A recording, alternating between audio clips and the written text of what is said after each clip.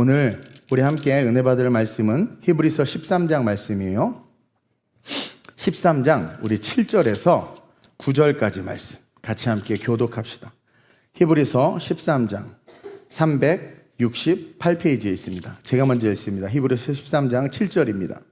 하나님의 말씀을 너희에게 일러주고 너희를 인도하던 자들을 생각하며 그들의 행실의 결말을 주의하여 보고 그들의 믿음을 본받으라. 예수 그리스도는 어제나 오늘이나 영원토록 동일하시니라. 함께 여러 가지 교훈에 끌리지 말라.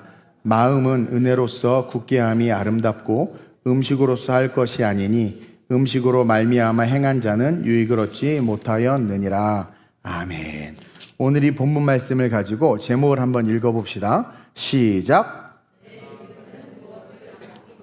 내 믿음은 무엇을 낳고 있는가? 결론부터 말씀드리겠습니다. 오늘 설교는 여러분들이 갖고 있는 믿음은 지금 무엇을 낳고 있어요? 물어봅니다. 뭘 낳고 있어? 내가 가진 믿음이 오늘의 내 삶에 어떠한 열매를 낳고 있어요? 여러분, 어떤 열매를 낳고 있습니까? 주중 예배를 지키는 열매를 낳고 있어요? 11조를 하는 열매를 낳고 있어요?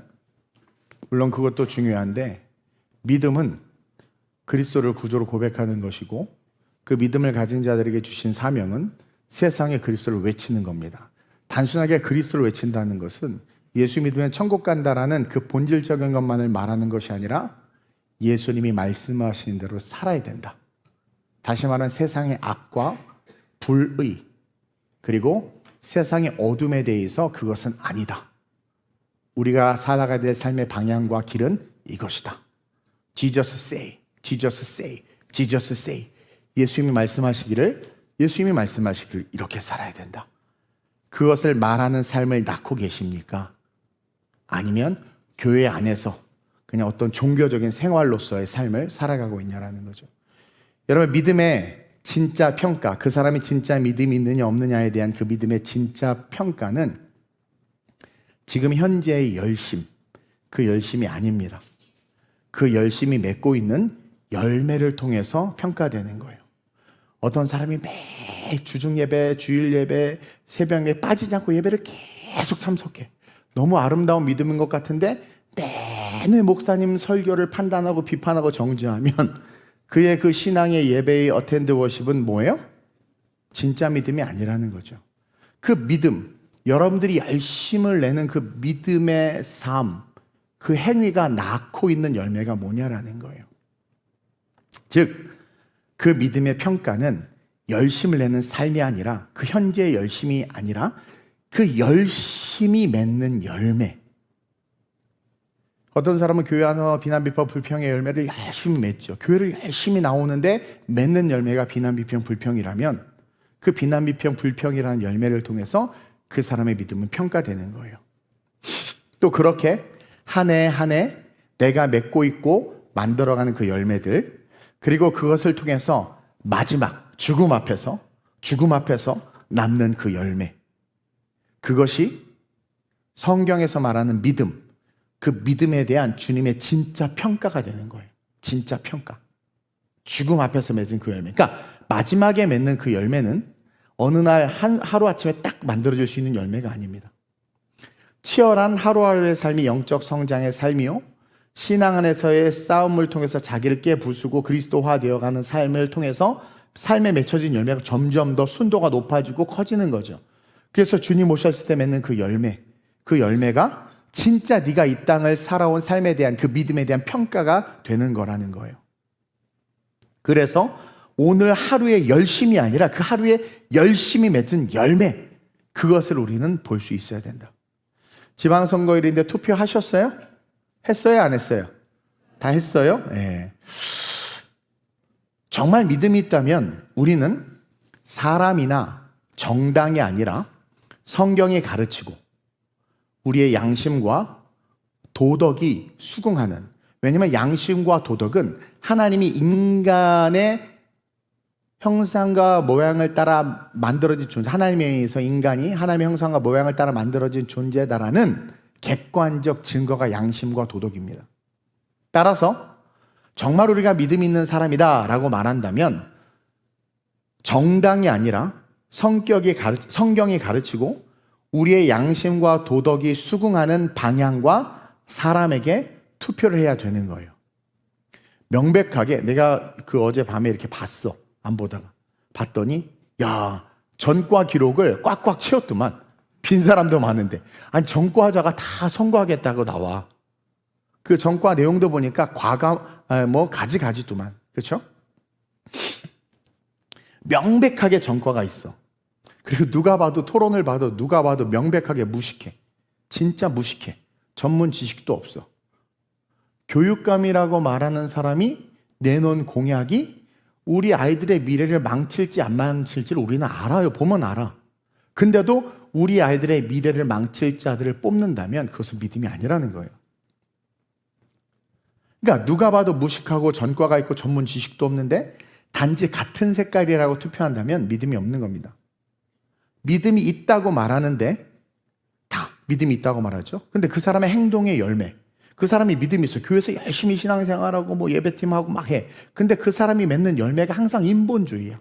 사람을 좋게 하고 사람 중심이고, 목사님 우리 자매 하나가 너무 몸이 안 좋고 마음에 속상한 일이 있는데 저 오늘 주일 예배 참석 못하고 그 자매 신방하러 가야 될 것 같아요. 그게 맞는 말 같지? 성민아, 그래 안 그래? 네 교회 다니는 형제가 그룹 식구가 너무 시련을 당했어. 막 괴로워 죽으려고 그래. 힘들어 주일날 예배를 못 나와. 그러니까 네가 나한테 말하는 거야. 목사님 저 오늘 주일 예배에 빠지고 그 친구 가서 신방하고 위로할게요. 이게 맞아 틀려? 왜 틀려? 그럼 틀린 것 같습니다. 틀립니다. 그래야지. 왜 같습니다는 또 뭐야? 왜 마귀가 뒷문 열어놔? 주일은 주님의 날이야. 주님의 날. 그러니까 우리가 이렇게 분명한 선명한 기준이시 살아야 사람들이 팔로우 하는데 우리도 그때그때 다른 모습을 보여주니까 세상 사람들도 우리의 모습 속에서 틈을 발견하고 그 틈을 공격하는 거예요. 그러니까 그렇게 말하는 건 인본주의란 말이에요. 왜? 주님보다 사람이 더 중요한 거예요. 명백히 안식일을 거룩히 지키라고 하고 주님의 날인데 그 저녁에 가도 되고 새벽에 갔다 와서 예배 드려도 되고 방법은 많은데도 불구하고 굳이 11시 예배를 째고 그 11시에 거기를 간다는 것 자체는 인본주의라는 거지. 그러면서 또 사회주의를 추구하는 거야. 공평과 정의라는 관점으로. 그런 믿음은요, 병든 믿음이에요. 병든 믿음. 2000년 전 예수님을 따르던 많은 사람들, 쉽게 말하면 믿음 있는 사람들, 예수님을 많이 따랐잖아요. 근데 예수님을 따르는 그 믿음에 대한, 그들에 대한 주님의 평가는 한마디로 병든 믿음이었어요. 병든 믿음. 요한복음 6장 26절에서 27절에 이렇게 기록되어 있습니다. 시작. 예수께서 대답하여 이르시되 내가 진실로 진실로 너에게 이르노니 너희가 나를 찾는 것은, 이게 뭐냐면 예수를 따르는 거죠. 신앙생활 하는 거예요. 너희가 나를 찾는 것은, 시작, 표적을 본 까닭이 아니요 떡을 먹고 배부른 까닭이에요. 표적. 저 표적을 행하시는 분이 하나님의 아들이시고 저 표적은 우리의 영혼의 구원과 구약의 말씀이 성취라는 것을 말씀을 통해서 볼 수 있어야 되는데 이들은 그 표적을 보고 따르는 것이 아니라 자기에게 유익이 되는 것을 해줬거든요. 예수님 떡을 배부르게 먹게 해줬거든. 나에게 유익이 되는 것을 해주니까 예수님을 따르는 거야. 예수를 잘 믿으면 자녀가 잘 된다고 하고, 예수를 잘 믿으면 사업이 잘 된다고 하고, 예수를 잘 믿으면 건강해진다고 하고, 헌금을 하면 돈을 많이 번다고 하니까 내가 먹고 배부르려고 나의 유익 때문에 예수를 쫓는 일들이 너무나 많았고 지금도 그런 일이 허다해요. 여기도 그런 사람이 있을 수 있어요. 그러니까 너희가 나를 찾는 것은 표적, 말씀 때문에, 복음의 본질과 신앙을 위해서 신앙생활하는 게 아니라 너의 유익을 위해서 신앙생활하는 것이다. 병든 믿음이라고 진단하고 있는 거예요. 보세요. 계속 읽어볼까요? 시작. 썩을 양식을 위하여 일하지 말고. 그 사람들은 썩을 양식, 자기 자신을 위해서 예수님을 따라다니고 교회 봉사하고 교회 청소하고 찬양팀 사역했던 거야. 자기가 떡을 얻어먹기 위해서, 자기를 위해서. 그래서 썩을 양식을 위하여 예수님 따르지 말라는 거야. 그러면서 뭐래요? 영생하도록 있는 양식을 위하여 하라. 이 양식은 인자가 너에게 주리니, 비전이죠. 다시 말하면 말씀 속에 있는 삶이에요. 인자는 뭐예요? 시작. 아버지 하나님께서 인치신 자니라. 이 말씀은 2000년 전이나 지금이나 동일하게 적용되고 있어요. 예수를 믿어서 잘되고 형통하고 복을 받기를 원해서 신앙생활하는 사람들 참 많아요.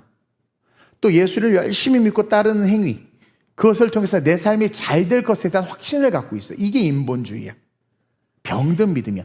예수를 잘 믿고 잘 따름으로 말미암아 내 삶이 잘 될 것에 대한 기대가 있다는 것 자체는 우선순위가 잘못된 거예요. 받은 은혜가 너무나 크기 때문에 예수를 따르는 겁니다. 주시지 않아도 예수님을 따를 수밖에 없고, 천국과 하늘의 집을 내게 허락하신 그 주님을 위해서 내가 그냥 걸어가는 거예요. 이게 신본주의예요. 인본주의는 나에게 은혜를 주신 하나님을 사랑하지만 그래서 열심히 주님을 따르는데 뭐예요? 뭔가 내가 얻길 원하는 마음을 가지고 쫓아간다는 거죠. 그래서 2000년 전이나 지금이나 주님의 평가는 동일해요. 동일하게 그렇게 인본주의, 동일하게 썩을 양식을 위한 믿음을 갖는 자들은 지금도 동일하게 썩을 양식을 위해서 일한다고 평가하세요. 그리고 우리는 그 평가를 받을 수밖에 없는 거예요. 성경은 뭐라고 말하냐면 영생하도록 있는 양식을 위하여 일하라고요. 여러분 이 말씀을 꼭 기억하세요. 영생하도록 있는 양식. 영생하기 위하여 이 땅에서 일할 수 있는 그 일들이 있다라는 거예요. 즉 다시 말하면 믿음이 있는 자들만이 영생하도록 있는 양식을 위하여 일을 할 수 있다는 거예요. 진짜 믿음이 있는 자들만이. 반대로 믿음이 있으면, 더 정확하게 말하면 믿음이 있으면 당연히 그 열매는 영생하도록 있는 양식을 위한 열매가 될 수밖에 없다. 다시 말하면 하나님의 말씀이 이 땅에서 실천되는 일을 하라는 거예요. 그러니까 나에게 유익을 얻기 위해서 열심히 신앙생활하는 것이 아니라 기록된 말씀이 이 땅에서 어떻게 실천되기 위한 열심의 삶을 살라. 그러니까 말씀이 나를 통해서 실천되는 것이 세상에 보여지는 것, 이것이 영생하는 양식이에요. 그 믿음의 행위를, 믿음의 삶이 진짜니까 영원한 천국에 갈 수 있고, 그 일 자체가 영원한 천국에 갈 수 있는 양식, 이걸 먹으면 우리가 살듯이 이 일을 하면, 하나님께서 정말 기뻐하신 일을 하면 이게 너희가 음식을 먹고 건강해지는 것처럼 영원한 천국에 갈 수 있는 영생의 존재로 확고하게 굳어지는 삶이 된다라는 거예요. 그래서 선교 중요하죠. 왜? 이 땅에서 영생하기 위한 양식을 위한 일이 선교예요. 전도 선교 중요하죠. 이 땅에서 영생하기 위한 양식, 그 양식을 얻는 게 올바로 선교하고, 올바로 전도하고, 올바로 투표하고, 올바로 교회를 섬기고, 내 신앙을 올바로 관리하고, 또 이 땅의 교회가 중요하다는 것을 알기 때문에 교회를 잘 돌보는 것, 이것이 영생하는 양식을 위한 일이다. 근데 오늘 한국교회가 썩어질 양식을 위해서 일하고 있기 때문에 무너지고 있는 거예요. 그러면서 바울은 우리의 시선을 믿음의 선배들에게로 딱 옮기고 있어요. 7절입니다. 시작. 하나님의 말씀을 너에게 일러주고 너희를 인도하던 자들을 생각하며 그들의 행실의 결말을 주의하여 보고 그들의 믿음을 본받으라. 여기서 중요한 단어가 세 가지가 나옵니다. 행실, 결말, 믿음. 첫째로 시작. 우리는 우리의 행실과 결말을 어떻게 해야 돼요? 늘 한번 읽어봅시다. 내가 첫째로 하면 읽으세요. 첫째로 방금 읽은 7절 상반절에 하나님의 말씀을 너희에게 일러주고, 목사인 저, 전도사인 우리 전도사님들, 또 구약으로 넘어가면 선지자들, 예언자들, 신약의 세례 요한, 바울 같은 자들이죠. 하나님의 말씀을 너희에게 일러주고 그 다음에 너희를 인도하던 자들, 그러한 자들을 어떻게 해요? 생각하라. 물론 바울은 히브리서 11장에 언급한 수많은 믿음의 사람들을 그들로 이야기하고 있고, 방금 전에 제가 말한 것처럼 저나 우리 교역자들이나, 그렇죠? 또 이름이 알려지지 않은 히브리서 11장 하반절에 나오는 믿음의 성도들을 이야기하는 거예요. 그들을 생각하라는 거야. 무명의 믿음의 그리스도인들을 생각하라는 거야. 그들이 어떻게 살았나? 봐봐. 하나님의 사명을 받았고, 믿음의 삶을 그 사명을 위해서 살고, 또 그 삶을 가르치고, 그렇게 인도했던 그 믿음의 선배들을 묵상하라는 거예요. 그러면서 그의 행실을 주의하여 보라. 그 믿음의 선배들의 행실을 주의하여 보기만 해도 우리는 이 땅에서 영생하는 열매를 맺을 수 있는 거예요. 여기서 행실이라는 단어가 헬라어로 아나스트로페라는 단어인데, 뜻을 한번 읽어볼까요? 시작. 이 모든 의미를 함축하고 있어. 다시 말하면 그들의 행실을 주의하여 보라고 말하는 것은, 자, 그들의 삶의 방식을 봐봐. 그들의 태도를 봐봐. 그들의 신앙의 여정을 봐봐. 살아온 전체의 모습을 봐봐. 그러면 진짜인지 가짜인지가 구별이 되는 거예요. 오늘날 이 시대 속에 올바른 말 한마디도 못하는 목회자들이, 그쵸? 그들의 삶의 방식과 태도는 뭐예요? 아이고, 조용히 살다가 은퇴하는 거야. 빨리 은퇴비 못 받을까봐 어둠을 어둠이라고 말도 못해. 장로님들한테 잘릴까봐. 그렇죠? 또 신앙의 여정을 봐봐. 정말 시련과 역경에도 뚫고 가는지, 하나님께서 가라 하신 길 내가 싫어도 가는지 보라는 거야. 그러지 않는 자들은 뭐예요? 그 행실을 주의하여 봐봐. 그래, 가짜라잖아, 가짜. 얘는 진짜잖아. 그래서 그 행실을 주의하여 보면 그 하루하루의 행실의 결론이 어떻게 되는지, 그 결말을 보라는 거야. 그래서 행실과 결말을 주의하여 보라. 하루하루의 행실이 아름다웠던 자들의 결말은 예수 그리스도로 끝나. 천국 가요. 하루하루의 행실이 타협하고 인본주의, 그때그때 달라요, 이런 사람들의 결말은 뭐예요? 그리스도일 수가 없다라는 거예요. 왜? 그런 하루하루가 쌓여서 만들어진 게 결말이거든. 즉 한마디로 말하면, 우리에게 뭐라고 말하면, 너희는 믿음의 선배들이 어떻게 살았는지를 주의하여 봐. 그들의 삶의 방식을 보라는 거예요. 그들의 삶의 방식이 오직 예수 그리스도였고 주님의 말씀이었다라는 것을 발견할 수 있어야 된다는 거예요. 그래서 죽은 거고 순교한 거예요. 진짜 믿음의 사람들은. 그래서 정말 너에게 말씀을 가르쳐주고 하나님의 뜻대로 살았던 자들의 삶을 유의해서 보면 그들은 철저하게 자신의 유익과 이익을 위해서 살지 않은 것을 발견할 수 있어요. 그들을 보면 시대정신과 자신들을 지배하는 로마의 정책과 방향에 순응하지 않았다라는 거야. 어떤 정권이 들어서던, 어떤 전쟁이 터지던, 어떤 상황 속에 그들이 속하던 그들의 삶의 방식은 예수 그리스도였어. 바울과 실라가 감옥에 갇혔어. 억울하게 갇혔고 그 환경이 정말 참담해. 주의 일을 하다가 감옥에 갔으니 억울하겠지. 화도 나겠지. 그러면 거기서의 보편적 인간의 행동은 불평, 원망, 아니면 하나님 앞에 요나처럼 막 따지는 기도를 했을 수도 있어. 근데 바울과 실라의 삶의 태도를 보라는 거야. 거기서 어떻게 했어요? 예배했어. 그러니까 그들의 삶의 태도는 환경이 바뀌든 전쟁이든 악한 정권 로마의 지배 속에 있든 상관없이 예배자. 그들의 삶의 열매는, 그들의 삶의 결실은 늘 그리스도였다라는 거야. 그리스도. 지금 오늘도 비유하면 기록된 이 말씀이라는 거죠. 보세요. 아이들 교육, 사업의 방향, 여러분들이 사귀는 친구, 또 직장에서의 태도, 삶의 이런 모든 방식들이 기록된 말씀이 중심이 되어 살아가고 있냐라는 거야. 아이의 교육을 기록된 말씀의 중심이 되어 시키고 있는지, 사업을 할 때, 사업을 고르든 그 사업의 방향을 결정할 때도 기록된 말씀의 중심이 돼서 결정하는지. 아니, 난 깜짝 놀란 게 배당금의 11조를 헌금하더라고. 깜짝 놀랐어. 요즘에 주식을 많이 하나 봐요? 많이 하세요. 어쨌든. 근데 그 상황에서의 10의 1을 하나님 앞에 드릴 수 있다는 건 뭐예요? 철저하게 그리스도가 결실이 되어 살아가는 삶이잖아요. 친구를 사귈 때도 이 친구가 딱 봐도 나빠, 악하면 의지를 가지고 끊거나 사귀지 말아야 되는데, 그래도 주님이 나를 통해서 저 영혼을 구원할지도 몰라라는 인본주의와 자만이에요. 자만, 오만. 뭐가 더 중요하냐면 말씀대로 사는 게 더 중요한 거야. 내가 저 친구를 바꿀 능력이 없으면 거리를 두는 게 맞아. 왜? 마귀는 우리의 문 앞에 엎드려져 있어. 어떻게 하려고? 우리를 삼키려고. 내 친구 중에 하나 옛날에 나이트를 열심히 가. 왜 가니? 거기서 수많은 자매들을 구원하기 위해서 간대. 내 미친놈이라고 그랬어. 그러니까 삶의 모든 방식들이 기록된 말씀이 중심이 되어서 살아가냐라는 거예요. 근데 그들을 보라는 거예요. 그렇게 살지 않았냐라는 거예요.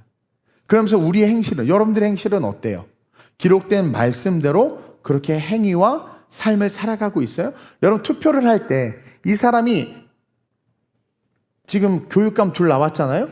이 사람이 우리 다음 세대의 교육을 망치고 기독교 세계관에 어긋나는 공약을 주장해. 근데 내가 좋아해. 사돈의 팔촌이야. 너무 사랑하는 사람이야. 자, 내가 그리스도인이야. 그럼 대부분 어떻게 해요? 찍어 안 찍어? 우리 한국은 또 정예 문화잖아. 찍어 안 찍어? 부담스러워요? 대부분 찍어 또. 근데 진짜 그리스도인이라면 어떻게 해야 돼? 찍지 말아야죠. 말씀에 열매가 맺혀야 되는 거 아니야. 그러니까 얘가 아무리 싫어도 그래도 이거 생긴 거 마음에 안 들지만 정책이 올바르네. 이렇게 찍어줘야 된다는 거야. 선거 끝나서 나 이제 선거법 안 걸리지. 개표하고 있으니까 괜찮죠? 나 누구라고 말 안 했어 어쨌든. 근데 800만, 1000만 우리 그리스도인들이 투표하는 꼴을 보면 어처구니가 없는 거예요. 가짜 믿음인 거지. 가짜 믿음. 여러분들 행실을 보면 안다는 거예요. 어제 우리 최수호 집사님이 카톡이 왔어 나한테. 목사님 이런 결정을 내렸습니다. 읽어보니까 너무 은혜가 돼서 안 나눌래다가 저는 가짜 예화를 별로 안 좋아하잖아요. 여러분은 목사님들이 하는 예화들 그 대부분 구라와 베이킹 파우더가 엄청 들어간 거야. 그거 받고 은혜 받으면 여러분들 헛개비 보고 은혜 받는 거예요. 그래서 예화는 나처럼 다이렉트하게 이름을 호명하거나 이래야지. 성경에도 예수님 그런 예화가 좋은 거지. 스코틀랜드에 1876년에 뭐라는 그거 어떻게 알아? 그것도 어디서 굴러다니다 나온 글인지 어떻게 알아? 예화집 들춰보는 사람이 제일 어리석은 것 같아 나는. 이래서 내가 목사님한테 욕을 먹지.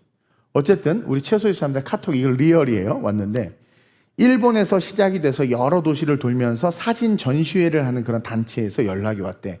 우리 수호 집사님 지금 사진 찍으면서 막 올리고 있거든요. 그러니까 사진이 너무 좋아서 전시회에 초대받아서 전시를 시켜주겠다는 거야. 되게 영광스러운 일입니다, 여러분. 와, 그죠? 전시하면 더 많이 알려주고 거기서 직접 컨택이 왔어. 보통 돈 주고 전시회 하거든요. 갤러리 빌리고 막 거기에 내가 회비 낼 테니까 나도 껴달라고 이러는데 컨택이 먼저 온 거야.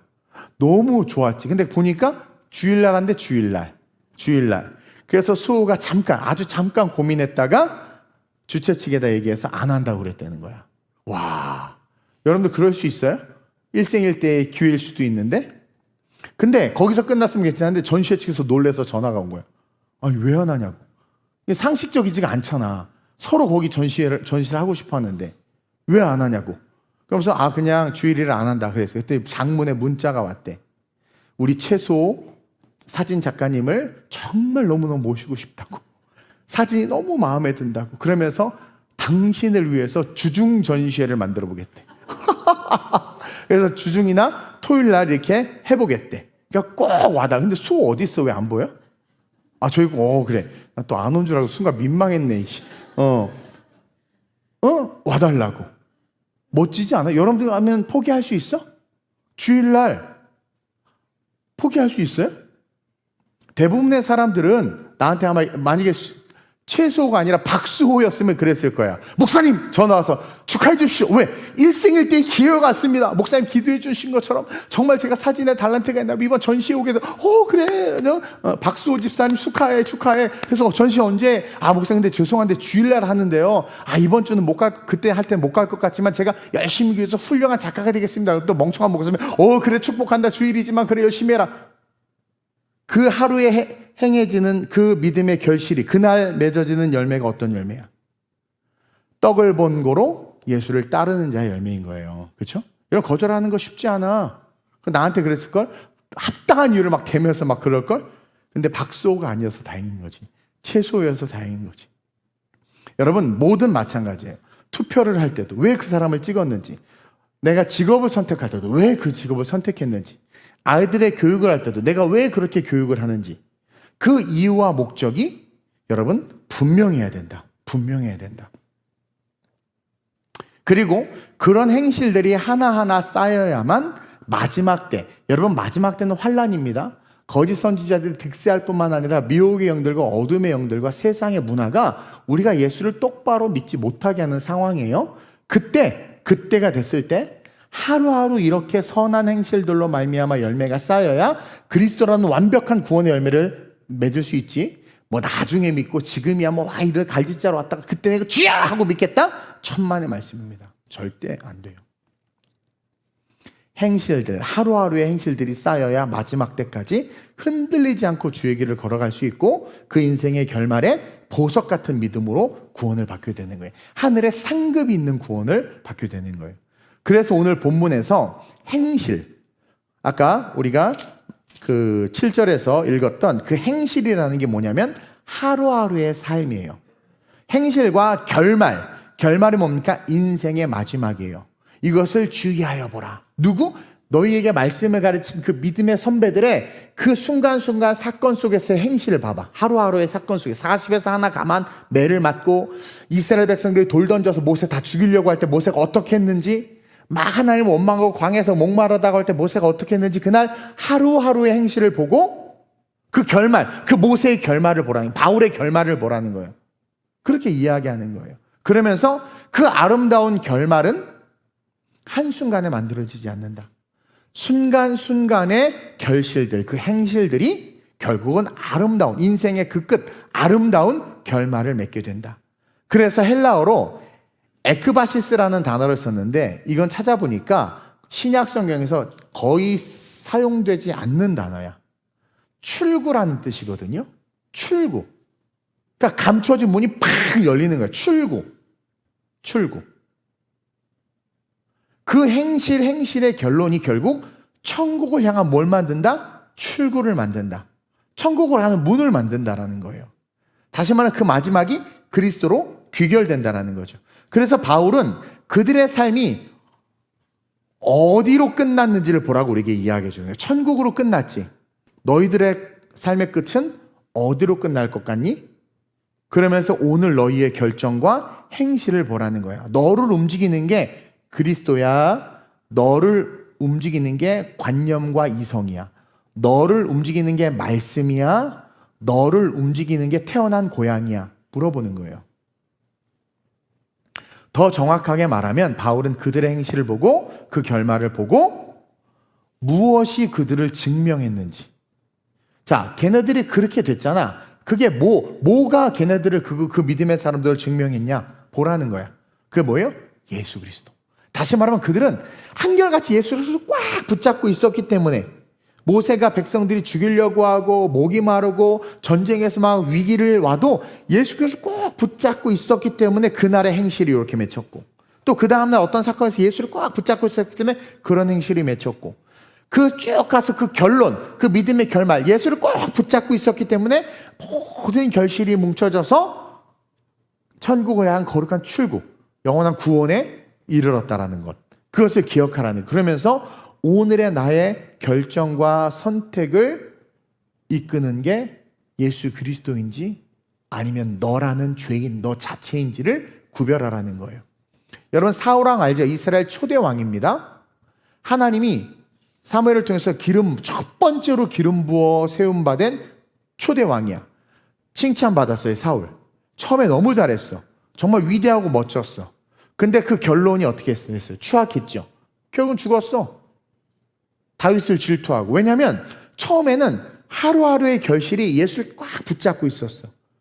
그러다가 전쟁에서 승리하면서 그 영광을 하나님 앞에 돌리는 게 아니라 예배 인도자들이나 이게 좀 인기 많은 목회자들이 어떻게 되냐면 뭔가 잘하다가 그 처음에 하나님께서 하셨습니다 하다가 어느 순간 내가 잘해서 그렇지. 역시 나야. 이러다가 자빠지는 거예요. 그러니까 하루하루의 행실이 그리스도로 말미암는 열매가 맺혀지다가 어느 순간부터 자기의 열매, 떡을 본 열매, 떡을 위한 열매로 바뀐 거죠. 그게 쌓이지 못하니까 결국 무너지게 된 거예요. 사도 바울 보세요. 그 시작은 적그리스도였어요. 근데 예수를 딱 만났어. 성격도 거지 같은 놈인데 하루하루 어떻게 예수 그리스도를 붙잡는 거야. 자기보다 공부도 못한 어부 출신의 이 깡무식쟁이들 앞에서 겸손하게 앉아서 그들의 말을 청종하고 지식이 충만한데도 불구하고, 그렇죠? 전도에 미쳐가지고 전도 갖다 신나게 얻어 터졌어. 막 여러분 맞은 데 또 맞으면 엄청 아프거든요. 막 근데 거기서 또 맞은 데 또 맞는데 가서 또 전도를 하는 거야. 전도와 선교에 미친 거야. 그러니까 그 사람을 결정하는 게 예수 그리스도였던 거예요. 얻어맞아도 계속해서 하루하루 그 바울의 행적은 복음을 위한 행적이었던 거예요. 결국 그 결론이 어떻게 됐어요? 예수가 그리스도이심을 증명하는 결론이 됐다라는 거죠. 그래서 여러분, 진짜 믿음을 가진 자들의 결론은 세상의 부와 명예를 증명하지 않아. 세상의 성공을 증명하지 않아. 예를 들어서 구역이든 어디든 나를 힘들게 하는 그런 바닷가재들이 있을 수 있어요. 근데 내가 예배를 드리고 신앙생활 하는데 이게 힘들어서 교회를 떠난다거나, 예를 들면 물론 비본질인 교회는 떠나야 돼요. 그러나 작은 어떤 불편함이 있어서 그것들 때문에 교회를 떠난다는 것은 뭐예요? 중심이 누구에게 있는 거야? 나에게 있는 거야. 내 만족, 내 부, 내 영광을 위한 신앙인 거야. 이해돼요? 그러니까 아무리 그렇게 바닷가재들이 많아도 예수 그리스도를 꼭 붙잡고 있으면 결국 어떻게 돼요? 행실의 열매로 나중에 그 바닷가재들을 다 바꿀 수 있을 뿐만 아니라 랍스타로 쪄먹어. 얼마나 은혜요? 승리한다라는 거죠. 그러니까 그리스도, 내 삶의 주인이 그리스도임을 증명할 기회가 왔다라고 생각하고 그 하루를 그렇게 산다면 그 인생의 결론은 어떻게 돼요? 예수 그리스도로 말미암아 천국의 출구를 얻는 위대한 삶이 될 수 있다라는 거죠. 그래서 여러분들의 행실, 하루하루의 행실, 저녁에 내가 그리스도의 아름다운 행실의 열매를 맺었는지 돌아보고 내 마지막 결말이 어떠할지를 스스로 돌이켜 헤아려서 마지막 이 시대에 내가 예수가 그리스도이심을 증거하면서 살아야 된다. 이것이 너무나도 중요하다라는 것을 깨닫고 그렇게 삶을 사는 저와 여러분들이 되시길 주님의 이름으로 축원드려요. 여러분들의 선택이 예수 그리스도가 되어야 되잖아요. 투표가 예수 그리스도가 되어야 되고요. 아이들의 교육이 예수 그리스도가 되어야 돼요.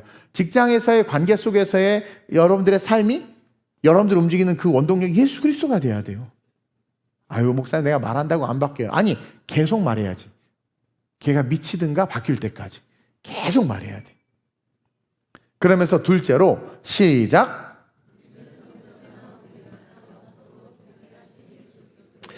그 공휴일 선거 날 수요 예배라 기분이 나빠요? 왜 이렇게 목소리가 힘이 없어? 큰 소리로 시작.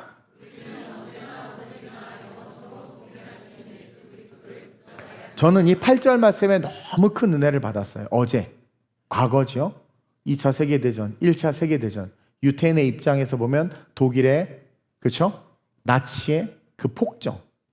오늘, 우리에게는 오늘이 이날이기도 하지만 지금 뉴스 보니까 우크라이나가 또 러시아의 반격을 받아서 도시 키이우 한복판에 많은 사상자가 났다라는 그 오늘, 그 현실. 또 영원토록 동일하시다. 영원, 미래를 말하는 거죠. 그 내일의 삶에 어떠한 일이 있을지 알지 못해요. 근데 제가 이 말씀에 은혜를 받은 것은 뭐냐면 어제나 오늘이나, 영원토록은 내일이거든요. 미래거든요. 어제나 오늘이나 미래나 우리가 잊지 말아야 될 게 뭐냐면 예수 그리스도는 동일하다. 그러니까 어제를 봤더니 광야에서 예수를 붙잡은 모세를 보니까 승리했네. 어제를 봤더니 아합과 이세벨로 말미암아 나라가 완전히 귀신의 나라가 됐음에도 불구하고 예수 그리스도를 붙잡은 엘리야와 그를 따르던 종과 함께하는 자들, 바알에게 무릎 꿇지 않은 자들은 승리했네. 오늘 키이우 한복판에서 폭탄이 터지고 사람들이 죽어나가지만 그 안에서 지하에서 예배하고 기도하는 사람들은 고통은 있지만 예수 그리스도를 붙잡으니까 어떻게 돼요? 그 시련을 이길 수 있는 힘을 얻고 그리스도로 말미암아 평안을 누리네. 내일의 삶에 어떤 일이 벌어질지 모르지만 동일하신 그 예수님을 붙잡으면 과거에 그랬던 것처럼, 오늘 그랬던 것처럼 미래에도 그 예수님을 붙잡는 자들의 삶은 뭐예요? 평안과 안전과 축복이 있다라는 거예요. 그러니까 여러분, 인생의 해답은 어디에 있다? 예수 그리스도에게 있다. 모세를 붙잡아 주신 예수 그리스도, 바울을 붙잡아 주신 예수 그리스도, 그리고 이동훈을 붙잡아 주신 예수 그리스도, 여러분을 붙잡아 주시는 그 예수 그리스도, 구약에서나 신약에서나 오늘에서나 이어지는 내일에서도 우리 예수님은 하나님의 아들로, 죽기까지 우리를 사랑하시는 분으로, 성령과 함께 우리를 도우시는 분으로, 여호와 니시의 하나님으로 믿음의 행실의 열매를 맺으며 살아가는 자들의 삶에 한결같이 함께 하셔서 어떻게 하는 거예요? 붙잡아 주신다. 그러면서 세상의 성공이 아니라 예수 그리스도로 말미암아 아름답게 끝난 그 인생이 얼마나 귀한지를 알려주고 있는 거예요. 모세가 가나안 땅에 들어가지 못했지만 기력이 쇠하지 않은 상태에서 들려 올라갔단 말이에요. 아무도 모세의 죽음을 몰라요. 왜냐하면 모세 우상 숭배 될까 봐 하나님께서 그렇게 조치하셨죠. 인간적으로 얼마나 슬퍼. 자기가 그렇게 위대한 업적을 남겼는데 무덤도 없어. 그리고 아직 기력이 새파란 데 데려가셨어. 새파란 데 죽으면 좀 억울할 것 같긴 해. 그렇죠? 근데요, 그 끝의 인생이 얼마나 아름다운지 신약 예수님이 딱 현현했을 때 모세가 한쪽에 있는 거야. 그 그리스도를 위한 삶이 그 순간이 힘들고 괴로웠을지는 모르지만 영원을 바라본 이게 얼마나 아름다운가? 100년의 인생의 고통이 올지라도 영원히 정말 영광스럽다면 나는 영원을 택하는 거예요. 따라서 과거나 오늘이나 내일이나 예수 그리스도를 의지하는 자들은 지금도 동일하게 주님이 뭘 해주신다? 붙잡아 주신다. 따라서 세상을 두려워할 필요가 없습니다, 여러분. 걱정하거나 염려할 필요 없어요. 예수님이 붙잡아 주세요. 우리의 행실과 우리의 결말을 주의하여 보고 걸어간다면 어떠한 상황과 환경 속에서 우리 주님을 꽉 붙잡아 주신단 말입니다. 따라서 우리는 늘 승리할 수 있다. 그렇기 때문에 우리가 해야 될 실천적인 삶의 모습은 타협하지 않는 거예요. 여러분, 우리 그리스도인들은 타협하지 말아야 됩니다. 타협하는 그 순간 우리의 신앙은 교배됩니다. 뱀과 하나님의 말씀이 섞여버려요. 뱀의 말과 하나님의 말이 섞여버린단 말입니다. 그러면서 교배된 그 인간의 인생사가 어떻게 됐어요? 자녀가 많아졌어. 아담과 하와가.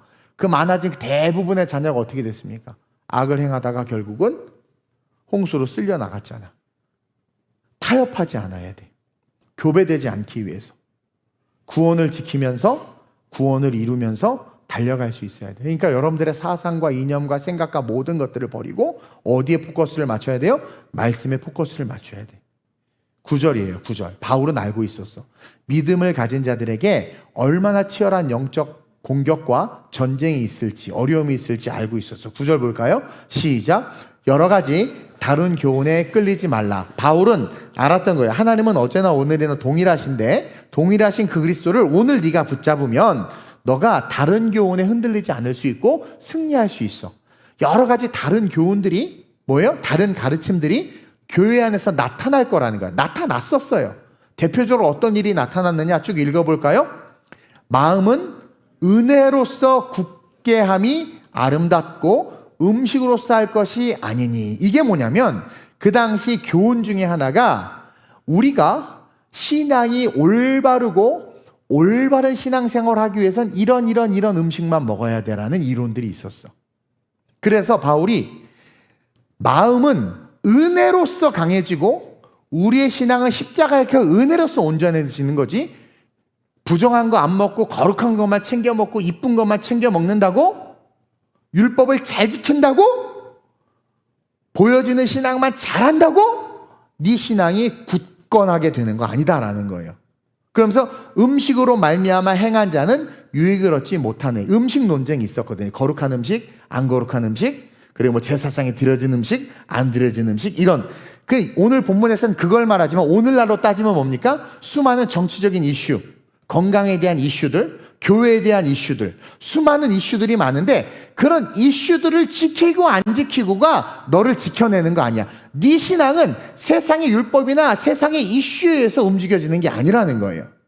어떤 음식을 먹어야 거룩해지고 율법적인 거룩을 추구하는 것이 가장 중요하고 그게 맞다. 교회에서는 절대로 정치적인 얘기하면 안 되고, 목사는 성경 얘기만 해야지 쓸데없는 말 하지 말아야 되고, 그리고 모두가 평안할 수 있는 메시지가 가장 아름다운 메시지고, 세상의 가치에 교회가 이래라 저래라 하지 말아야 하며 타종교를 존중해야 된다라고 말하는 것은 뭡니까? 그래야 교회가 교회된다라고 말하는 것은 뭐예요? 교배된 신앙이라는 거예요. 마음이 굳건해지지 않는 신앙이라는 거예요. 오직 율법대로 교회는 교회 안에서만 말하고 행동해야 된다고 말하는 이 악한 세대 속에서 오직 받은 은혜를 기억하라. 십자가 아무 값 없이 대속의 예수를 믿음으로 구원받았지, 그것만 기억해. 그것만. 그래서 생실의 하루하루가 그 결말의 끝이 그 예수가 나의 구원자임이 증명될 수 있는 선택들이 하루하루의 열매로 쌓이고 그것이 지속되게 함으로 말미암아 천국을 향한 출구를 만드는 신앙, 그 신앙이 가장 중요하다. 그래서 오직 예수 그리스도로 승리하는 그 승리의 삶을 위해서 싸우라고 바울이 사실 우리에게 말하고 있는 거예요. 여러분의 믿음은 오늘 하루 뭘 낳았습니까? 여러분들의 결말은 무엇을 증명하기 위한 결말이에요. 여러분들의 결말, 인생의 끝자리. 장례식을 많이 가보잖아요. 그 장례식에서 나의 인생의 결말이 뭘까? 스티븐 코비는 그런 말을 했죠. 장례식에 자기의 결말을 장례식에 참석한 사람들의 직업에 뒀어요. 그러니까 내가 딱 죽었는데 내 장례식에 장관, 대기업 CEO, 뭐 각계각층 인사들이 왔다. 그러면 그 내 죽음의 결말이 그거야. 내가 그들과 함께하는 삶, 그들에게 존중받는 삶, 그들이 인정받는 삶이 내 인생이었다가 증명된다라고 스티브 코비가 이야기해요. 그러면서 성공하는 사람들의 7번째 습관은 자기의 죽음을 기억해라. 제가 그 책을 읽고 인사이트를 받았어. 그래서 나도 내 죽음을 상상했어. 내가 죽었을 때 누가 슬퍼하고 누가 오는지를. 근데 거기서 한 단계 더 나가서 내 죽음이 과연 천국의 문을 열 수 있는 죽음이었는가? 그 출구를 마련한 죽음인가 아닌가? 이해해요? 바울은 지금 그 얘기를 하는 거야. 치열하게 싸워서 네 인생의 끝자리에 천국을 향한 출구의 문을 여는 믿음이 돼야지 그게 진짜 믿음이다. 여러분들의 인생의 끝에 예수님이 기다리고 계시는 삶을 향해서 나갑니까? 정치인이 기다리는 삶을 향해서 나가고 뭐 물질과 뭐 부명예, 세상이 기다리는 삶의 끝을 향해서 나갑니까? 재산 그렇게 많이 벌어서 아까워서 쓰지도 못하고 있다가 자식한테 다 물려줬더니 자식은 타락해서 막 날아다니고, 여러분 그런 인생은 쓸모가 없는 인생이에요. 말씀은 엄청 듣잖아. 근데 삶의 발자국은 전혀 변하지 않는 영적 불임 상태. 그렇죠? 아니 말씀을 겁나 많이 들어 설교는. 근데 듣고 자기의 심령을 쳐서 바꾸는 게 아니라 듣고 어떻게 돼요? 변하지 않아. 그러니까 오늘의 열매에 그리스도가 없어. 그런 인생이 매일 지속된단 말이에요. 그러니까 각성하지 못한 상태에서 지속되면 그 인생의 끝에 장관이니 무슨 위대한 사람은 장례식장에 올 수 있을지 모르지만 누가 없어? 예수가 없어. 뭐가 없어요? 결말에 천국에 출구가 없는 거야. 아니 말씀을 들으면 삶의 발자국에 변화가 있어야지. 시대를 따라 유행을 따라 계속 흔들려. 오늘날 한국교회를 보면 강단의 메시지를 제가 여러 목사님들의 설교를 이렇게 다는 안 들어요. 듣다가 못 듣겠어서 넘기는데, 듣다 보면 육체가 원하는 것을 얻고자 말씀을 스스로 왜곡해서 재해석하는 이야기들을 많이 요즘에 듣게 돼. 그리고 여러분들 어때요? 설교를 들을 때 말씀을 아멘하기보다는 판단하잖아. 그리고 재밌는 게 뭐냐면 본질의 내용은 듣지를 않는데 비본질 내용은 그렇게 민감하게 반응을 해. 그러니까 영적 불임 상태야. 행동을 하나도 못해. 생명이 없어. 진짜는요, 부딪힌 말씀에 순종하려고 몸부림칩니다. 그리고 그리스도가 신실하다는 것을 알기 때문에 나 역시 신실한 성도가 되고자 힘쓰고, 그리고 받은 은혜를 항상 기억하니까 굳건해지는 거야. 마음이 시험이 와도 굳건해지는 거야. 그리고 그 굳건해지는 마음을 갖고자 기도하게 돼. 그렇게 걸어가. 그게 성화의 과정이에요. 그게 진짜 믿음을 낳고 진짜 믿음의 열매를 맺는 진짜 신앙의 삶이라는 거죠. 그래서 바울이 그렇게 이야기하고 있는 거예요. 성경 말씀을 다시 한번 볼게요. 하나님의 말씀을 너에게 일러주고 너희를 인도하던 자들을 생각하며 그들의 행실을 보라는 거야.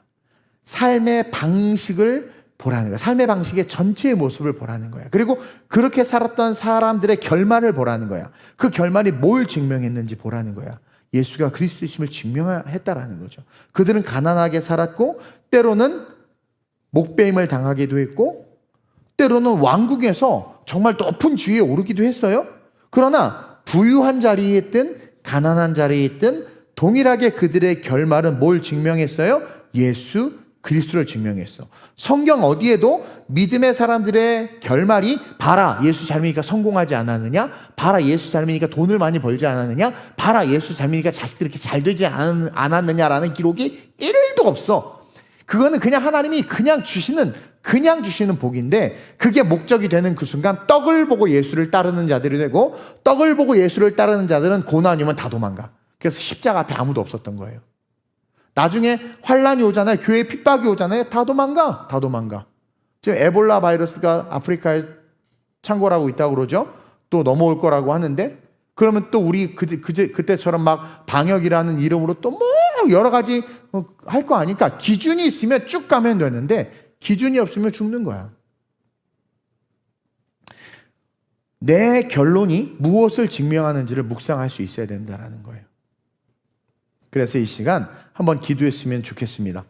나의 행실이, 나의 결말이 오직 예수 그리스도가 될 수 있도록 나의 행위와 나의 행실이 말씀을 따르고 지키고 흔들리는 세상에서 흔들리지 않는, 그렇죠? 어제나 오늘이나 내일이나 주님은 동일하시다고 그래서, 그러면 내가 오늘 그 주님 붙잡으면 모세가 붙잡은 거랑 똑같은 거야. 바울이 붙잡은 거랑 똑같은 거야. 어제나 오늘이나 내일이나 동일하시다고 그랬어요. 그러니까 그리스도를 찾으면 만나주시고 구하면 주시고 어제나 오늘이나 동일해. 예수님은 하신 말씀을 지켜.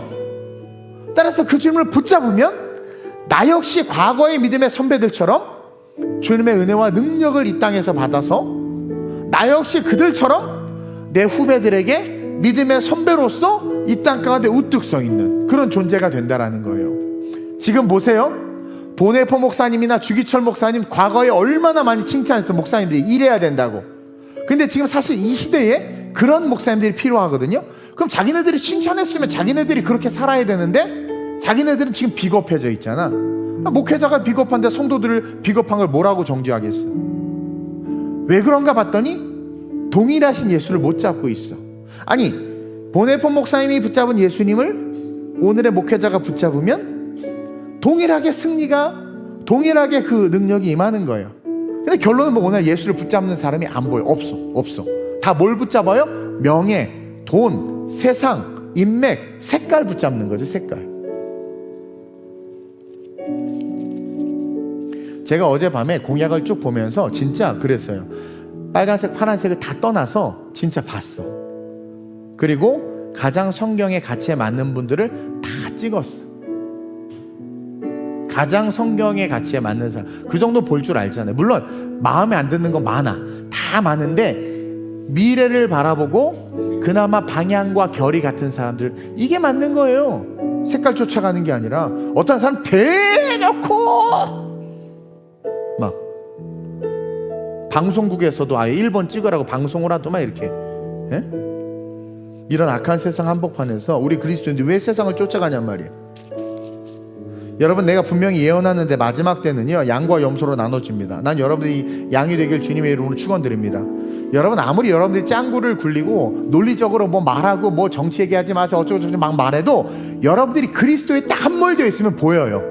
근데 그리스도에 함몰되어 있지 않으니까 설교 듣는 게 힘들고 이동훈 목사 죽어야 된다고 말하고 그러는 거야. 그리고 복음에 반응하는 자들 왜 이렇게 조용해? 복음에 반응하는 자들이 얻어 터지고 죽어나가는데 복음에 반응하는 자들은 조용해. 나 홀로 구원받고 천국 갈래나? 그러니까 악이 득세하는 거지.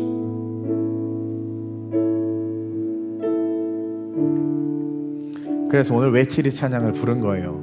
이 세대죠. 외치라고. 아멘. 우리 한번 이 찬양 한번 고백하고 한번 우리 기도해 볼까요?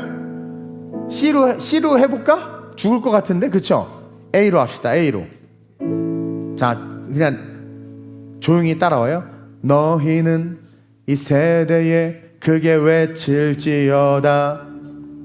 너희는 이 세대에 크게 제 마음이에요. 진리와 공의와 정의와 사랑의 주, 생명과 평안과 능력과 축복의 주 다 함께 일어나서 자, 잠깐 얘기 하나만 할게. 여러분들 어떤 교육감이 그러더라고. 자기가 당선이 되면 우리 아이들이 모든 성에 있어서 자유롭게 성을 선택하고 부모의 간섭을 떠나서 아이들이 주체적으로 자기 의견을 말할 수 있게 하겠대. 근데 또 어떤 교육감은 성은 남녀밖에 없고, 그렇죠? 그런 젠더 이런 거 다 파기하겠다고 그래. 그럼 우리는 그것만 봤을 때 뭘 찍어야 돼? 우리 그리스도인들은, 그렇죠? 당연히 다양한 젠더를 인정하는 자를 배격하고 남자 여자만 인정하는 자를 찍어야 되죠. 그렇게 찍으세요? 자, 투표 결과가 나 어떻게 나올지 모르겠어. 이게 국민의 수준이고 나라의 수준이야 지금. 근데 왜 그렇게 됐느냐? 외치는 자가 없어요. 뭐를? 진리를. 내가 외쳐도 목사한테도 입 다물라고 말하는 시대인데, 사방팔방에서 저한테 그만 좀 얘기하라고 그러는 시대인데, 악이 이기고 있는데 선은 조용해. 외쳐야 될 줄로 믿습니다. 제발 우리 믿는 자들이 좀 시끄러워졌으면 좋겠어요. 너희는 이 세대에 크게 외칠지어다. 너희는 이 세대에 크게 외칠지어다. 진리와 공의와 정의와 또 한 가지, 누가 그러더라고? 여당의 사람을 뽑아야 그래야 일을 할 수 있다, 뭐 이런 소리를 해. 그러니까 힘이 거기 있으니까 그렇게 해야 된다. 그럼 계속 여당은 죽을 때까지 여당해야 되는데, 또 야당이 여당이 되면 또 그렇게 말하고, 그러면서 아유 목사님, 응? 지금은 이쪽이 힘이 있으니까 이 사람 뽑아서 우리가 그 사람 바꾸게 해서 이렇게 거기 중앙정부에서 도와, 이게 되죠. 이거 자체가 인본주의. 그게 맞아 틀려 그 말? 그런 말은 우리 어떻게 말해야 돼? 틀렸다고 말해야지. 아니 본질 자체가 잘못됐지만 힘이 있대. 그래서 이 사람을 뽑아줘서 이 사람 우리가 바꿔서 이렇게 하겠대. 여기 본질적 근원에 악이 있는데 이게 바뀝니까? 절대 안 바뀌어. 멍청한 소리 하지 마세요. 올바른 사람을 뽑아서 지지해주고 힘을 실어줘서 우리 다음 세대의 교육이 성 정체성이 분명하게 남자 여자밖에 없는 양성밖에 없는 거예요. 그렇죠? 정확하게 이야기하고 우리의 교육을 바로잡을 수 있게 해줘야지. 여기 무슨 헛소리 하고 있어. 누가 그래 나한테, 그래도 여기 힘을 실어줘서 목사 이 사람이 뽑히면 이 사람을 막 우리가 압박해가지고, 그게 압박할 거면 아예 투표를 제대로 해서 바꿔버리든가. 이게 다 뭐예요? 세속주의야. 힘을 의지하고 세상의 힘과 권력을 의지하고. 나는 예수 힘을 의지해요. 한 사람이 선을 이루고 약한 자가 강국을 이룬다고 그랬어. 그렇게 말하고 외치는 자리 되시길 주님의 이름으로 축원드립니다. 진리와 공의와 정의와 사랑의 주, 생명과 평안과 능력과 축복의 주, 다 함께 일어났어 다 찬양. 너희는 이 세대의 거룩한 빛을 발하라. 너희는 이 세대의 거룩한 빛을 발하라. 주님의, 제발 주님의 음성 듣고 라이즈 업 스탠드 업 할렐루야. 어두운 이 세대에 거룩한 빛을 발하라. 주님의 용사 되어 우리는 이 세대에 거룩한 우리 거룩한 홀리 워리어들입니다. 성령 유일한 공격무기죠. 공격무기. 일어나 외치리. 배역한 이 세대에 진리를 외칠지어다. 우리는 용사 되어 다 찬양하리. Everybody 찬양하리. 오직 주님 경배하리. 오직 주님 선포하리. 주의 말씀 나 외치리. 고백하리. 주의 사랑 나타내리. 주의 능력 이 세대의 거룩함을 다같이 외치리. 주위에 외치리. 진리만을 나 외치리. 주위에 외치리. 찬양하리. 오직 주님 찬양하리. 오직 주님 경배하리. 오직 주님 선포하리. 주의 말씀 나 외치리. 고백하리. 주의 사랑 나타내리. 주의 능력 이 세대의 거룩함을 나 외치리.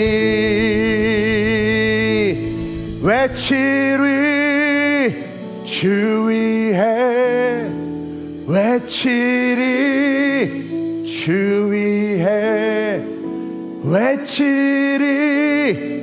주 위에 나 외치리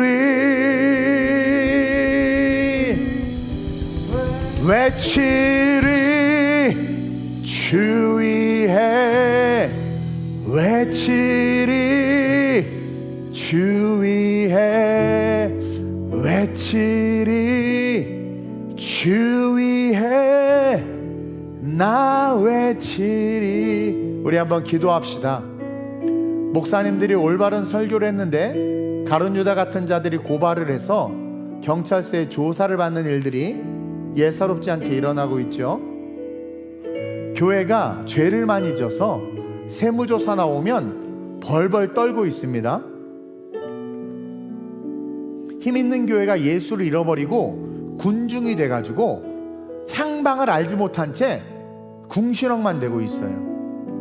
올바른 방향을 제시하는 자들을 향해서 정죄합니다. 시끄럽게 한다고, 교회가 정치에 끼어든다고. 이 악한 시대 속에서 한 사람 한 사람이 중요합니다. 우리 이 시간 외치는 자가 될 수 있게 해달라고. 어제나 오늘이나 내일이나 동일하신 주님 붙잡으면 나도 모세입니다. 우리가 바울이에요. 우리가 다윗이고 우리가 여호수아입니다. 동일하신 주님 붙잡으면 이 시대 세대 이길 수 있습니다.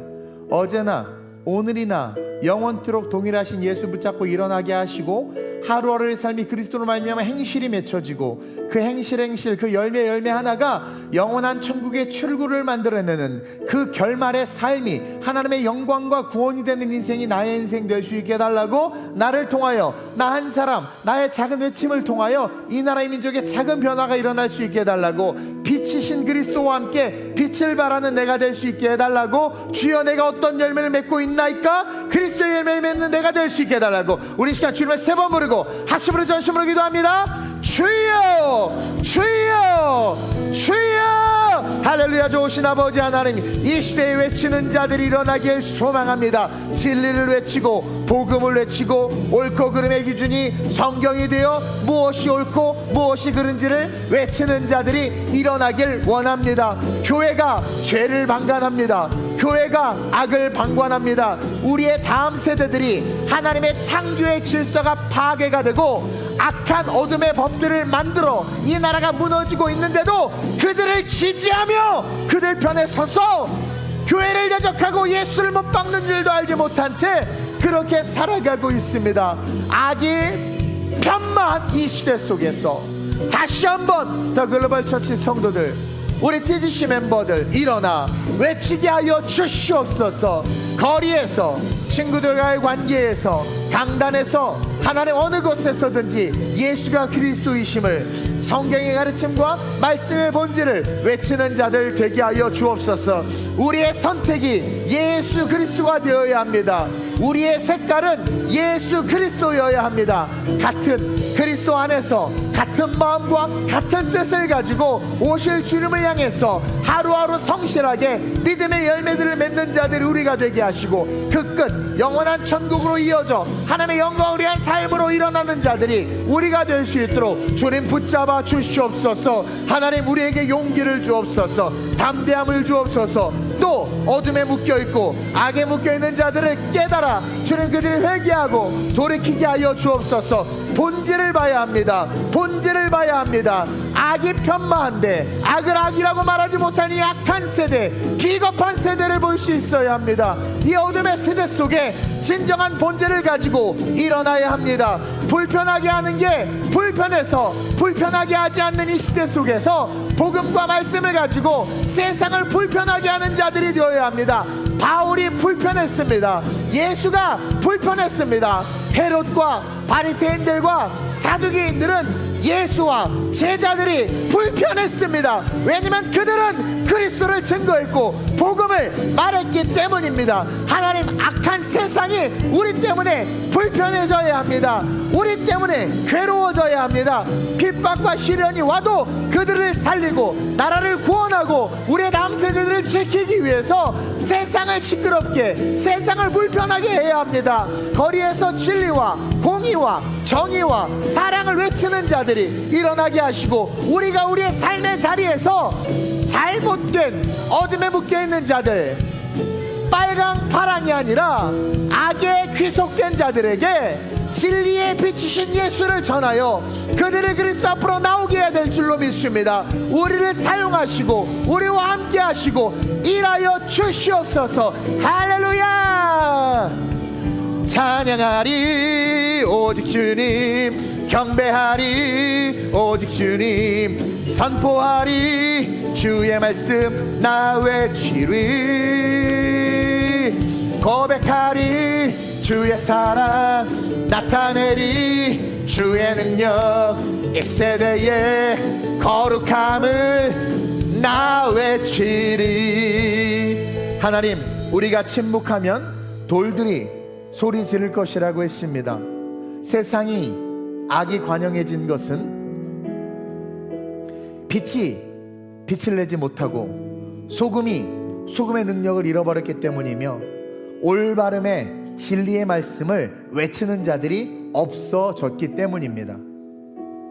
믿는 자들조차 기준이 떡을 위한, 자기 이익을 위한 그 믿음으로 믿음의 기준이 변질되었습니다. 교회가 죽어가는데, 우리의 다음 세들이 죽어가는데 죽음의 선택을 합니다. 더군다나 믿는다는 자들이 다양한 성을 인정하는 그러한 사람들을 자기 국가와 자기 자식의 지도자로 뽑는 이 어처구니 없는 이 시대를 불쌍히 여기시고 각성하고 깨어나게 하사 회개하고 삶의 자리에서 외치는 자들 될 수 있도록 주님 역사해 주옵소서. 차든지 덮든지 하라고 그랬습니다. 회색지대를 만들려고 하는 악한 자들을 멸하시고 차든지 덮든지 하라고 했습니다. 좋은 게 좋은 거다라는 게 우리를 망쳤습니다. 색깔을 분명히 해야 될 줄로 믿습니다. 우리의 색깔은 예수 그리스도입니다. 우리의 색깔은 복음입니다. 우리의 색깔은 기록된 말씀입니다. 흔들리지 않는 그 말씀, 어제나 오늘이나 내일이나 동일하신 그 예수 붙잡고 승리하며 세상을 바꾸는 거룩한 주님의 제자들이 더 글로벌 처치 모든 성도들 되게 하시고, 우리 교회가 그러한 교회로 쓰임받을 수 있도록 역사해 주옵소서. 잘못 선택하고 잘못 결정하고 잘못 투표했다면 회개하게 하시고, 깨달아 회개하면 용서가 됩니다. 깨달아 회개하고 돌이키면 삽니다. 사랑합니다. 우리는 예수에게로 모이기만 하면 됩니다. 스님이었던 무슬림이든 상관없습니다. 정말 회개하고 돌이켜서 예수 앞으로만 오면 한 형제자매입니다. 그러나 분명한 건 예수 앞으로, 예수가 중심이 되어 그 말씀 안으로 들어와야 합니다. 떡을 위해서가 아닙니다. 복음을 위해서 살아갈 수 있는 자들, 그리고 그 복음 때문에 외칠 수 있는 자들, 그 복음으로 천국의 출구를 만드는 자들 우리 되게 하여 주옵소서. 감사함을 드리며 살아계신 예수님의 이름으로 축복하며 기도드립니다. 아멘.